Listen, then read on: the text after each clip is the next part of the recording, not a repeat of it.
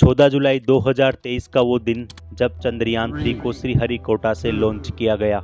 1 महीने 9 दिन की यात्रा के बाद 23 अगस्त 2023 को लैंडर विक्रम ने चंद्रमा के दक्षिणी ध्रुव पर सफलतापूर्वक लैंडिंग की और ऐसा करने वाला भारत दुनिया का पहला देश था। इस मिशन के मेनली 2 उद्देश्य थे।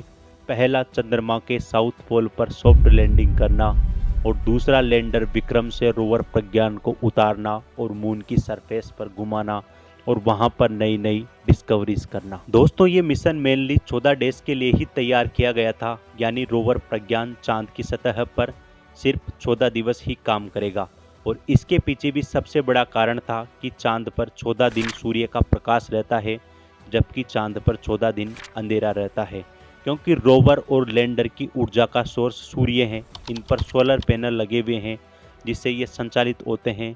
तो जब चांद पर अंधेरा हो जाता है तो वहाँ का टेम्परेचर -200 डिग्री सेल्सियस से नीचे चला जाता है, जिसकी वजह से लैंडर और रोवर को एनर्जी नहीं मिल पाती और इतने लो टेम्परेचर में किसी भी उपकरण को संचालित करना लगभग इम्पॉसिबल होता है। और इसलिए इसरो ने चांद पर रात होने से पहले ही रोवर प्रज्ञान को स्लीप मोड में सेट कर दिया।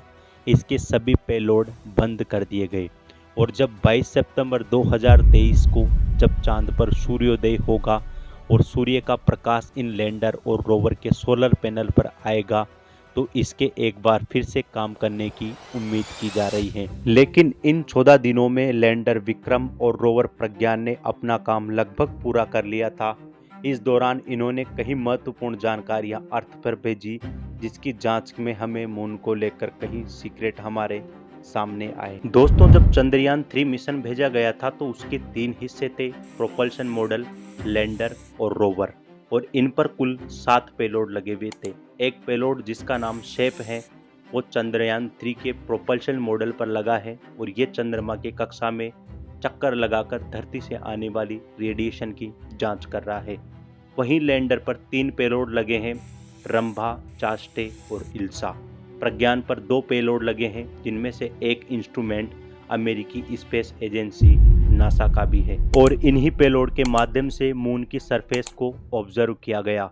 दोस्तों, चंद्रयान 3 के विक्रम लैंडर में लगे कास्टे पेलोड ने सबसे पहला खुलासा किया चंद्रमा के टेम्परेचर को लेकर, जिसमें बताया गया कि चंद्रमा के साउथ पोल की सरफेस का टेम्परेचर 50 डिग्री सेल्सियस है, लेकिन यदि हम 80 mm की गहराई में जाएं तो ये टेम्परेचर घटकर -10 डिग्री सेल्सियस पर पहुंच जाता है।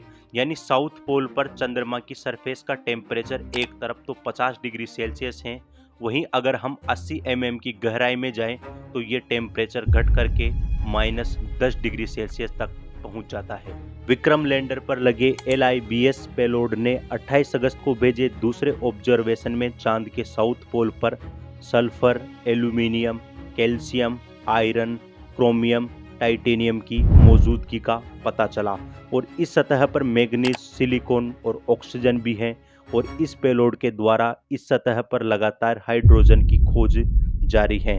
अब दोस्तों, चंद्रयान के साउथ पोल पर सल्फर का मिलने का मतलब क्या हो सकता है? तो इसको लेकर वैज्ञानिकों का मानना है कि यदि चांद पर सल्फर मिला है तो हम इस बात की खोज कर रहे हैं कि चांद पर सल्फर कहां से आया, आंतरिक ज्वालामुखी घटना से या फिर किसी उल्कापिंड से। और इसी के साथ में चंद्रयान 3 के विक्रम लैंडर पर लगे ILSA पेलोड ने चंद्रमा की सतह पर भूकंप की प्राकृतिक घटना को भी रिकॉर्ड किया और ये भूकंप आया था 26 अगस्त को और इसको लेकर इसरो ने कहा था कि हम अभी तक भूकंप के सोर्स की जांच कर रहे हैं। यानी विक्रम लैंडर पर लगे ILSA पेलोड ने चंद्रमा पर भूकंप जैसी प्राकृतिक घटनाओं को भी रिकॉर्ड किया था। तो अगर हम चंद्रयान 3 की इन 14 डेज की अचीवमेंट को एक नज़र में देखें तो सबसे पहले इसने साउथ पोल के टेम्परेचर में जो अंतर है उसको आइडेंटिफाई किया, उसको स्टडी किया।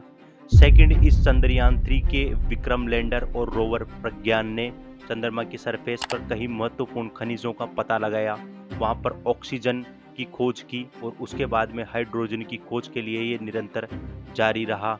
और तीसरा, इसके लिए सबसे बड़ी अचीवमेंट थी कि इसने वहाँ पर सल्फर जैसे खनिज को डिटेक्ट किया, जिससे हमें वहाँ पर होने वाली ज्वालामुखी घटना या फिर उल्कापिंड से ये सल्फर आया उसको स्टडी करने में हमें काफ़ी हेल्प मिलेगी। तो दोस्तों, चंद्रयान 3 का अभी तक का सफ़र हमारे लिए काफ़ी दिलचस्प रहा। जिस उद्देश्य के लिए हमने चंद्रयान को भेजा था वो उसमें हम काफ़ी सक्सेसफुल रहे।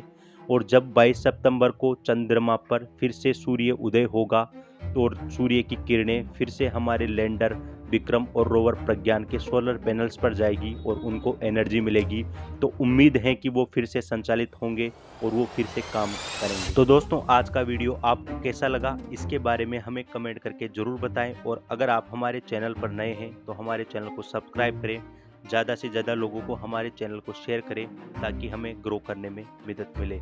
आप सभी लोगों का इस चर्चा में जुड़ने के लिए बहुत बहुत धन्यवाद। Thank you.